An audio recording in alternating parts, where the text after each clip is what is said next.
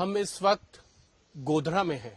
जी हां, ये वही गोधरा है जिस गोधरा के रेलवे स्टेशन पर 27 फरवरी की सुबह 8:30 बजे साबरमती एक्सप्रेस के 2 बोगियों में आग लगा दी गई थी। जी हां, इन बोगियों में आग लगाने के बाद 59 लोग जलकर मर गए थे।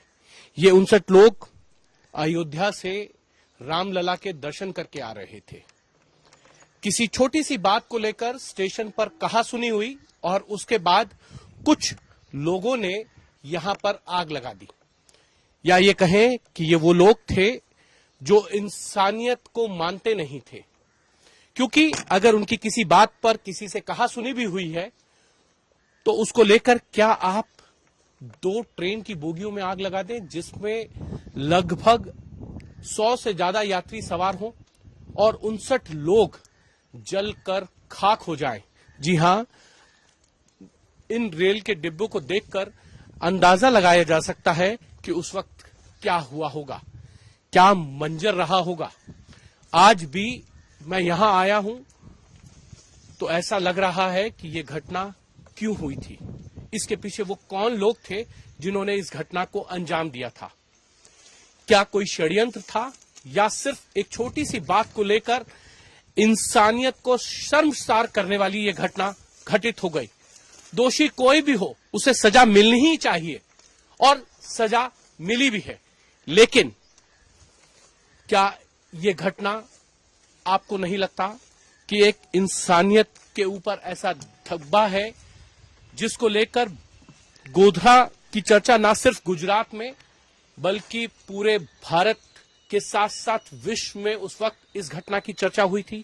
और उसके बाद जो कुछ हुआ वो एक अलग तरीके की घटना है। उसके बाद एक्शन में रिएक्शन हो गया और जो हुआ वो भी बहुत अच्छा नहीं था, वो भी नहीं होना चाहिए था। लेकिन अगर इन 59 लोगों की जान गई तो उसके पीछे कारण क्या था, क्यों गई, इस पर हम बातचीत करने के लिए मेरे सहयोगी भी हैं यहां। शर्दुल गुजर, शर्दुल, आपने ये पूरा एपिसोड को कवर किया था 2002 के अंदर जब सुबह ये आगजनी हुई।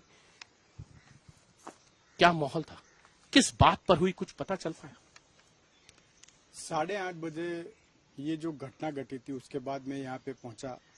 पूरा जो डिब्बा था वो जल रहा था। उस टाइम पे ऐसा कुछ दिमाग में नहीं था कि इसमें इतने सारे लोग मरे होंगे। सिर्फ हमें इतना ही पता था कि भाई डब्बा जल चुका है वहाँ पे और फायर ब्रिगेड थी, पब्लिक थी।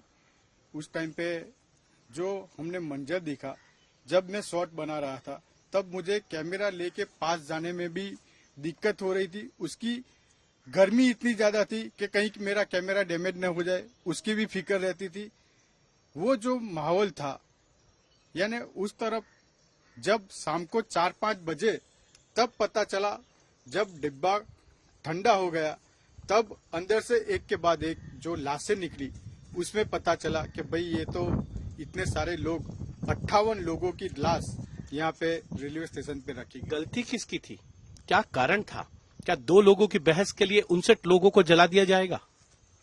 देखिए, इसमें जो बातें कही जा रही है वो 2-3 तरह की बातें हैं। पहले ऐसा कहा गया कि भाई ये प्रीपेड प्लानिंग के साथ इसको जलाया गया है। कहा गया कि भाई यहाँ पर इस ट्रेन में कुछ लोग राम मंदिर के दर्शन करके आ रहे थे साबरमती एक्सप्रेस से। साबरमती एक्सप्रेस में जो थे वो सब कार सेवक थे, हिंदू थे। इसमें तो 2 प्री प्लान का भी मतलब षड्यंत्र की भी एक बुआ थी। मैं वही बात कर रहा हूँ कि जो प्री प्लान की जो बू आ रही है उसमें 2 बातें थी कि भाई एडवांस में उन्होंने यहाँ के पास में जो कालाबाई पेट्रोल पंप है वहां से जो आगजनी के जो मटेरियल होता है उसको लेने की बात है।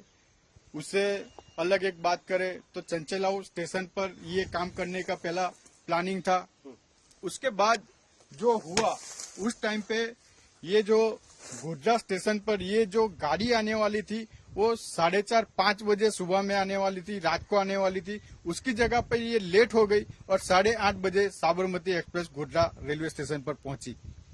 जो लोग इस रेल की बोगी में जल के मर गए वो गोधरा के नहीं थे, वो तो गुजरात और अन्य शहरों के थे, गुजरात के अन्य शहरों के लोग थे।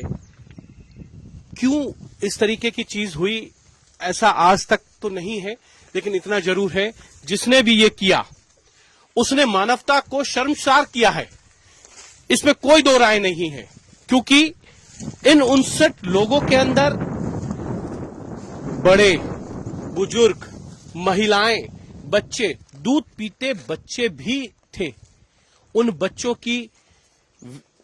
का जब जल रहे होंगे, उनकी चीखों को सुनकर शायद यहां लोगों में मदद करने के लिए कुछ लोग आगे आना चाहते होंगे, लेकिन इतना भयानक आगजनी, ऐसी बोगियों को जलाना, मैं मानकर चलता हूं कि ऐसी घटना कभी नहीं होनी चाहिए।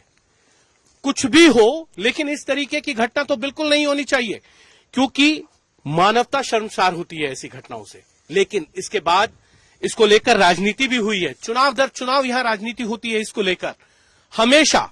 लेकिन कुछ राजनीतिक पार्टियां जो हैं वो यहां पर अपनी राजनीतिक रोटियां भी सेकती हैं।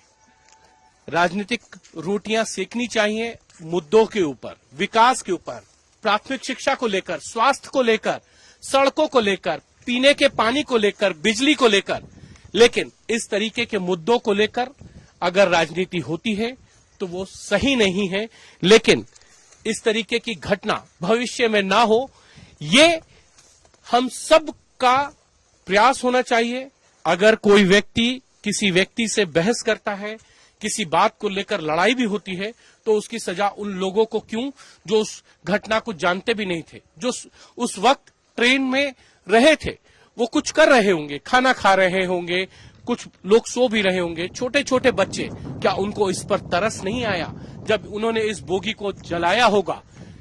क्यों आज तक इस घटना को लेकर लोग सहम से जाते हैं? ये घटना ने न सिर्फ इंसानियत को शर्मसार किया है, बल्कि इस घटना ने लोगों को ये संदेश भी दिया है कि अगर आपको किसी बात को लेकर किसी से लड़ाई हो तो दूसरे व्यक्ति को इसकी सजा नहीं होनी चाहिए। क्योंकि इसके बाद, इस घटना के बाद जो कुछ गुजरात में हुआ था वो हम सब जानते हैं। गुजरात के अंदर उसके बाद जो हुआ वो बहुत ही भयानक था। उसके बाद जो दंगे हुए, आज गुजरात के अंदर ये कहा जा सकता है कि पिछले 20 सालों से इस तरीके की जो भी कर्फ्यू लगने की घटना है वो कभी नहीं हुई है। लेकिन अब लोगों के अंदर शांति है, पीस है। और मैं ये कहता हूं कि चाहे वो कोई भी धर्म के हो, किसी भी समाज के हो, किसी भी समुदाय के हो, लेकिन अगर आप एक जगह रहते हैं तो शांति से रहिए, सौहार्द से रहिए, प्यार से रहिए। क्योंकि आपको अगर कोई परेशानी होगी तो आपके नाते रिश्तेदार बाद में आएंगे, आपके पड़ोसी आपसे के लिए सबसे पहले मदद के लिए आएंगे। इस घटना के बाद ये कहा जा सकता है कि आज भी लोगों के अंदर वो गुस्सा जरूर होगा कि यह घटना क्यों घटी है, लेकिन ये भी लोग सवाल उठाते हैं कि इस घटना के बाद जो कुछ हुआ क्या वो होना चाहिए था। कैमरामैन संजीव के साथ और शदुल गुजर के साथ हिमांशु मिश्रा, गोधरा, आज तक।